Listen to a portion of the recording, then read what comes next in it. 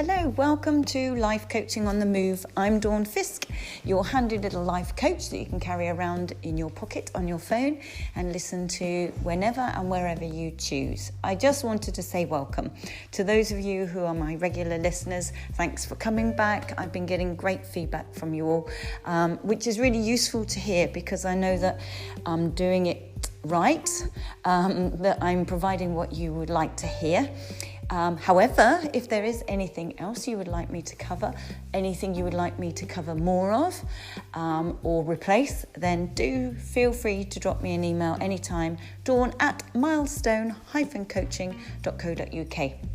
For those of you who are new and have just discovered me, welcome along. You're joining a nice little family. I like to see you all as a little family of following.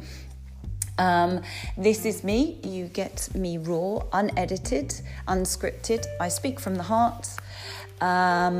Sometimes I'm in the office and doing things and just speaking about topics that have cropped up in the week. I share stories, my stories, client stories without naming names, and let it all come alive with examples.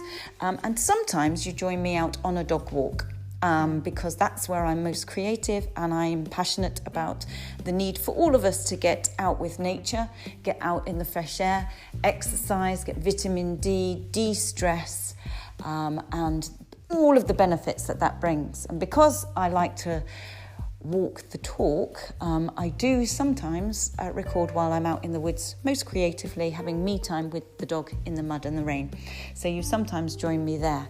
I have received mixed feedback about that, but mostly positive. Mostly it's all been good. So I try and do sometimes outside, sometimes inside, so that everybody's happy. I think that's everything I wanted to say, except a slight announcement. At the time of this recording, I have got a free confidence workshop looming on Saturday. I think it's the 2nd of November for sure. I think that's the Saturday, the 2nd of November, 11 till 1 in Basingstoke. So if you are a local follower and you want to come along to a free confidence workshop, then please drop me an email. If, however, you don't want to come along to it, but you think it would be useful for a friend, then please pass on that information to them because you may be genuinely really helping them. And I know it's a tricky old subject, confidence, and you need some confidence to pluck up the courage to join a workshop with people you may not know, with a coach, i.e. me, that you may not know, and it takes a certain amount of confidence to get you in there in the first place. It's a bit of a chicken and egg thing. But if you do pluck up courage, it's incredibly friendly, fun, interactive, practical, safe, non-judgmental. So if you can get yourself through the door, you will leave feeling so much more confident. I can guarantee you that. So drop me a line, or your friends drop me a line if you want to come along. In the meantime, I think we should crack on with this week's topic.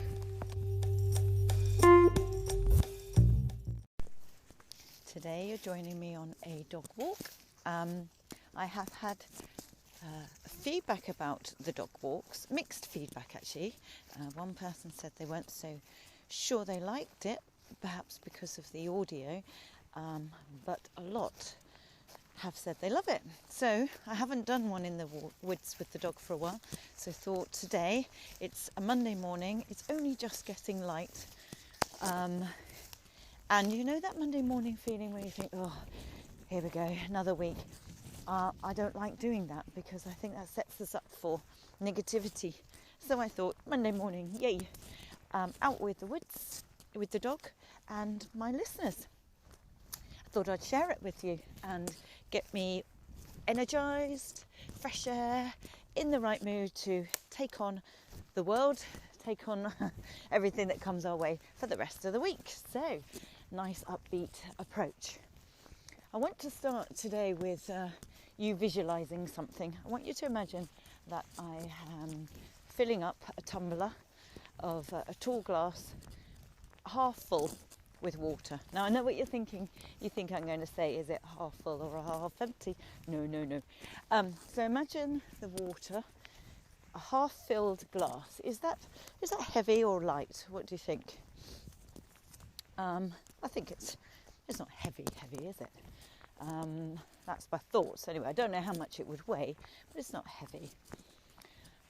It's certainly less heavy than a pint of beer, for example. Anyway, so I would say it's manageable, it's okay. It's not a problem, it's not heavy. But now imagine that if I had to carry it around for an hour, in the same hand, I can't swap hands, I can't put it down. I just have to carry it with me for a full hour. That would actually begin to get a little bit awkward, perhaps a little bit heavy, cumbersome, and not so comfortable, not so light now. But okay, still manageable, not a problem. Now let's imagine I have to carry it around for half of the day. I can't put it down. It's getting in the way now. It feels heavier. It's it's awkward. Now we have to carry it all day. All day. Cannot put it down, can't swap hands, can't get rid of it. It's really becoming a problem now. It's really becoming probably quite heavy actually in comparison. Your hands might be cramping, they might be feeling really some pain, some awkwardness and so on. So what I'm trying to say here is the small things, small things are small things. They're manageable, aren't they?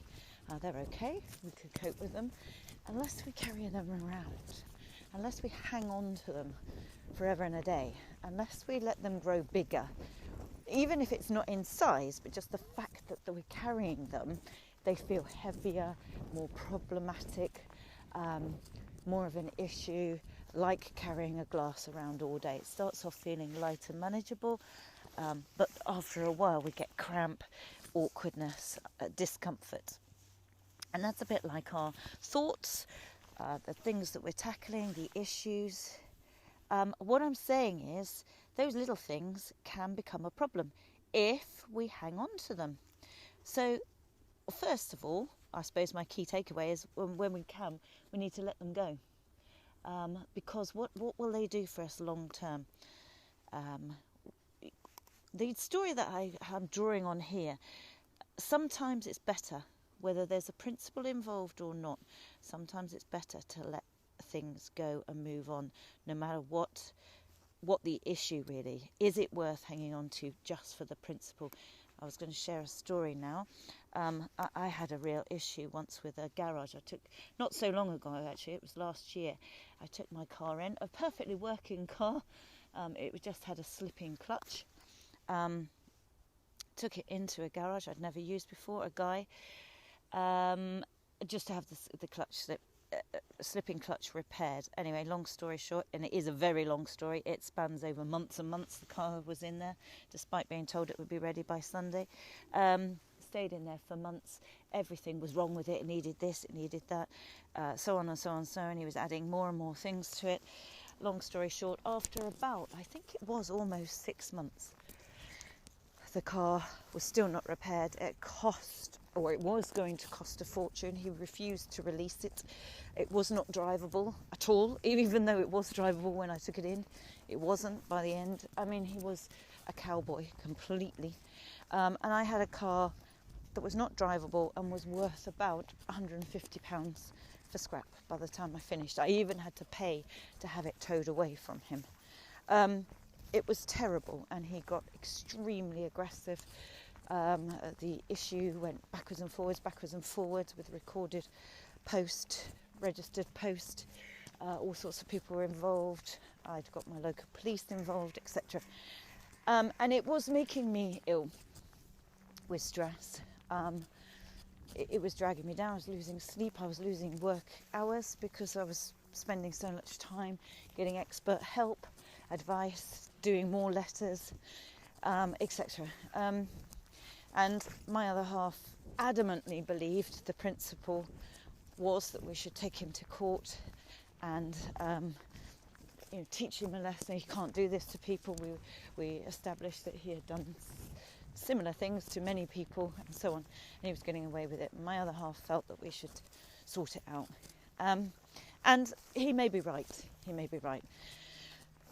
My decision in the end was it's not worth it.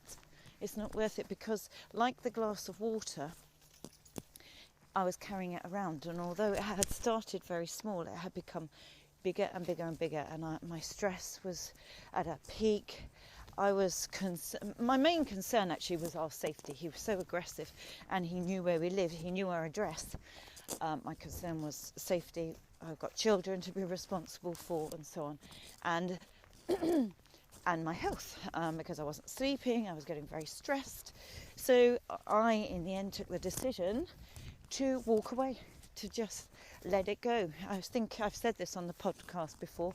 I love the little phrase limo, as in stretch limo, or the book Sumo. Both of them basically mean Sumo, which is a great book if you want to read it, really user-friendly, really easy to read with great little stories in it. Stands for, it basically stands for shut up, as in stop thinking about it anymore, and let it go. Move on. So shut up is the SU, move on is the MO. I changed it slightly to limo, stretch limo, leave it, move on. And that now is very strong in my life with so many things. And I want to pass that on to you, because I believe us humans feel so much better when we feel we've got some control over a situation. So my phrase is control the controllables. It is so freeing if you can control the controllables. Equally, coupled with which is leave it, move on. And so in this situation, I took the decision, yes, he may well have been right, the principal may well have been right, to let him pay for his consequences of what he'd done. A car worth money, worth thousands, came out worth £150. Yes, he is right in that. But by deciding to leave it and move on, and for me to control the controllables, I gained back my health, sleep, felt so much better. I actually felt like a massive weight had been lifted, or cloud had been cleared from above my head. It had been hanging over me for months. It had dominated our conversation over the dinner table in the evenings.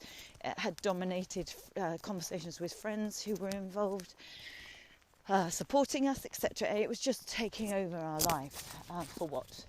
So I decided to get it towed, taken away, and just move on. And I felt so much better. The moment I made that decision, I felt a lot better. So, control the controllables. This is the message for today. My husband was telling me a story yesterday that he had a client on the phone on Friday, absolutely going nuts at him on the phone, swearing his head off in anger because the deal wasn't going through. This is his livelihood. They're in commercial property, factories and offices and things like that. And he's trying to purchase one, and there's a time limit, and the lawyers are involved, and it's all going horribly wrong. It's out of his control. It's in the solicitor's hands. There's a deadline. It's his welfare and so on. And so his safe outlet was my other half, and he literally on the phone gave him a tirade of swearing, frustration, shouting, etc. Not at him, but sort of venting to his ears, really, not blaming him. And my other half was saying, yeah, it's just, I had to take that for 15 minutes and so on and so on. And I said, it's because he feels out of control. It's all out of his hands, and he's got nowhere to let that vent. So we really, really do feel better if we feel we've at least got an element of controlling something.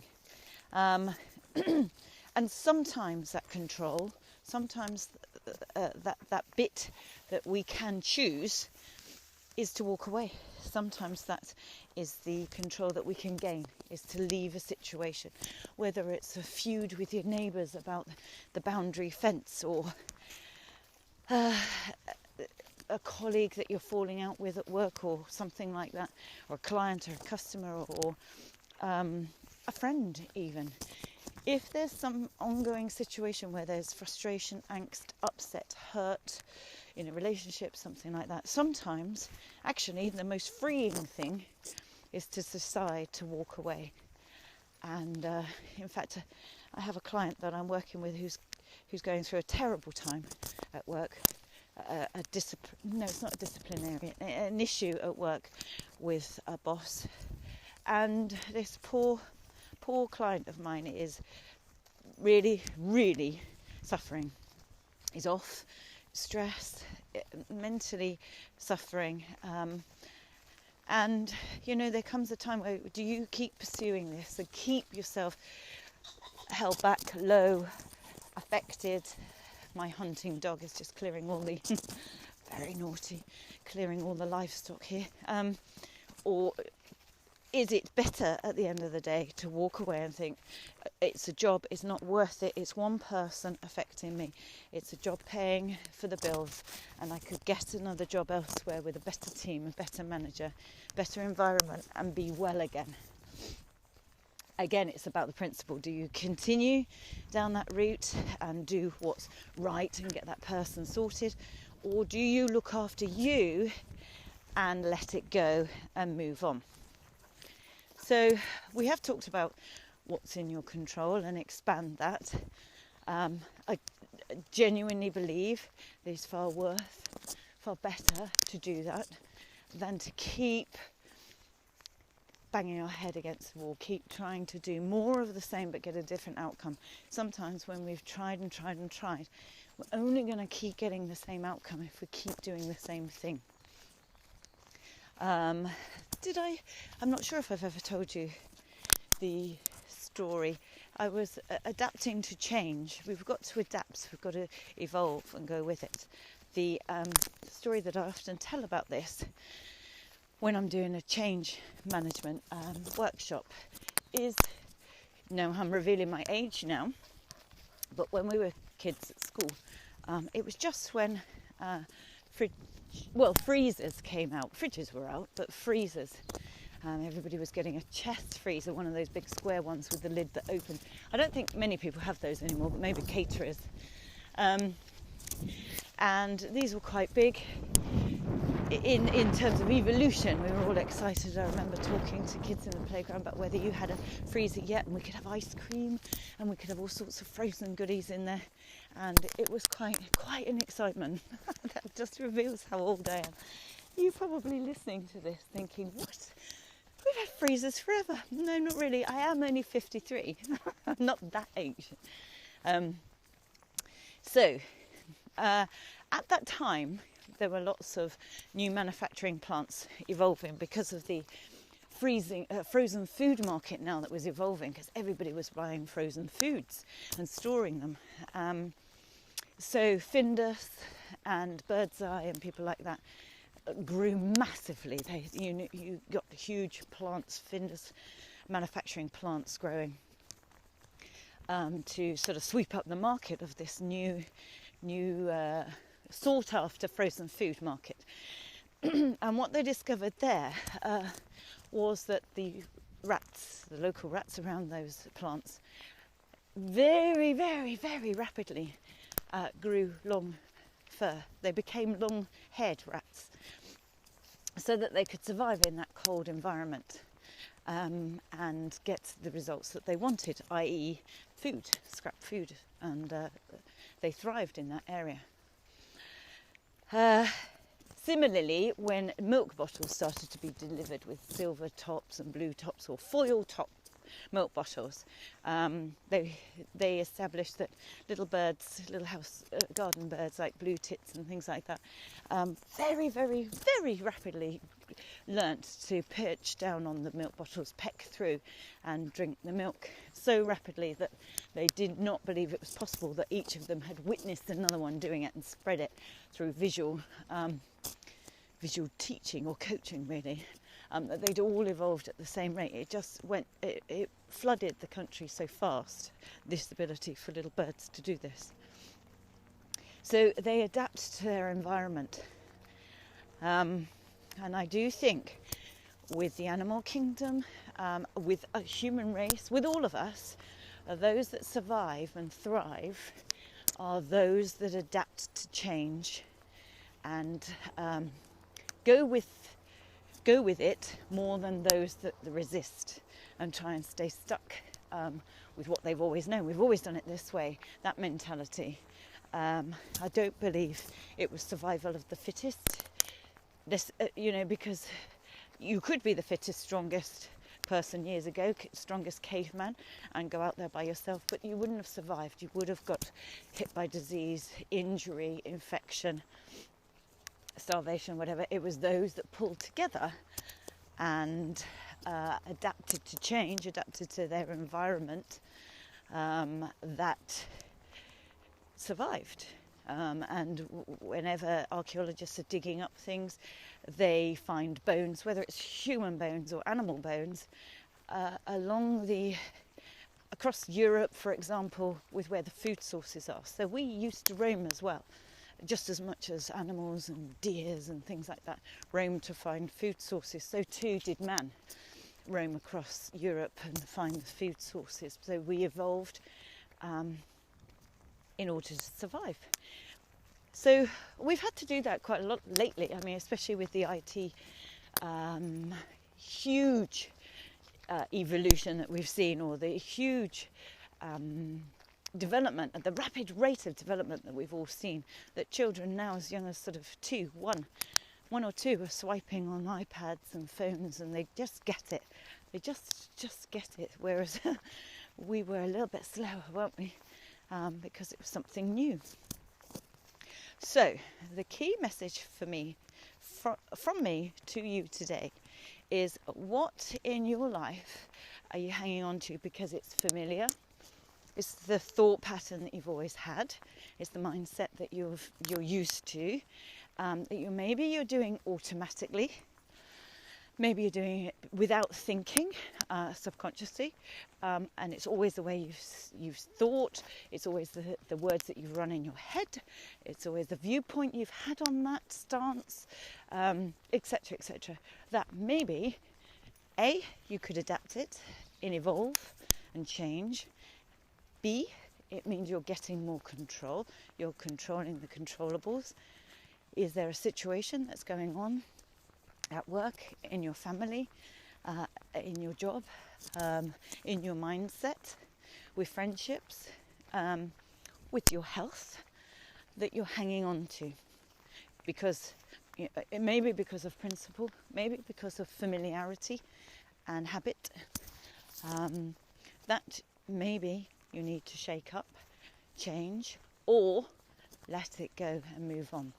No matter what the principles, people die because of principles. There are wars because of principles. It's good to have some principles, but are they principles that are serving you well and helping you? Or are they, in fact, holding you back and making you unwell, unhappy, negative, resentful, etc.? If that is the case, then I do firmly believe there are times where it is much more powerful, much more empowering, much more freeing and healthier to actually let it go, despite the fact that it might be an ongoing argument and you're furious or upset or whatever, and you need them to know, you need to win. I think sometimes actually you win, if that's the word you want to use, by leaving it, walking away, freeing yourself from it, and knowing that, it will sort itself out one way or the other. This guy he can't continue to keep doing that. It has all been flagged up, it has all been recorded. The right people are now aware of him, the complaints agencies, etc. And, what is meant to be will be. He will get found out. He can't continue to carry on like this. But I can't drag my family down and my health down in order to prove a point. And so often when you look back, you think, actually, it's better to just walk away. So that's my little lesson for today. It almost sounded like a sermon. I just realised that. I did not mean for it to sound that way. I just thought I would share. Because I've been told that sometimes the topics that I cover are exactly, bizarrely, the topic that speaks to somebody at that time with my followers. So I hope this speaks to you now. If it doesn't, it may do in the future, where something will crop up and you'll just realise sometimes the bigger man is the man that says nothing. Sometimes you can say more by saying nothing. Sometimes you can have a bigger impact by saying nothing and walking away. So there we go. Try it this week to think about what's going on in your life that perhaps feels rotten, makes your stomach churn a little bit with anxiety or worries. If you have got worries, I always say only worry about the things you can do something about. And if we are worried about something, then is it useful? Is it an alarm bell telling you that you need to do something? If it is a worry that is actionable, that is a feeling that is alerting you to the fact that you need to address something, then what can you do? Go into action mode. Rather than dwell on the worry, go into what can I do to address this? What steps can I take and actions can I take to improve this, to address it, to solve it? If in fact, and that is controlling the controllables, if in fact it is out of your control, it's out of your hands, there's nothing you can do about it, it's in fact more about the what if this, what if that, then they're not worth it. They're a waste of energy, they're dragging you down, you're holding that glass, you're carrying it around, you're not putting it down, you're getting cramp in your fingers, and those are the ones that you need to let go. So listen to your gut, listen to your thoughts, work out whether it's something you can solve. If it's not, then limo, leave it, move on. Don't think about it, don't worry about it, and control the controllables. Those are my 3 phrases. So good luck, have a really, really strong week. Try these out, practice them, use them as little mantras. Maybe repeat the words, leave it, move on, or limo, shrug and limo, or sumo. Get the sumo book if you want to. I would definitely recommend it. Always say control the controllables. Always think, am I worrying? And is there something I can do? If so, do it. If there isn't, then limo it. Okay, guys, thank you so much. If there is anything you would like me to cover, any subject at all, then drop me an email. And if I can, I will do my best to cover that subject. The one thing I only ask, one small favour, if you like this, please pass it on to somebody, share it, tell somebody about it, because it may well be. I had somebody say to me on Saturday, a new client say on Saturday, the first one she listened to was just talking to her. It was exactly the subject she needed at the right time, and it really, really helped her. That's great to hear, but I then think, well, gosh, how many more could it help? So you would be doing somebody else a favour if that is the case.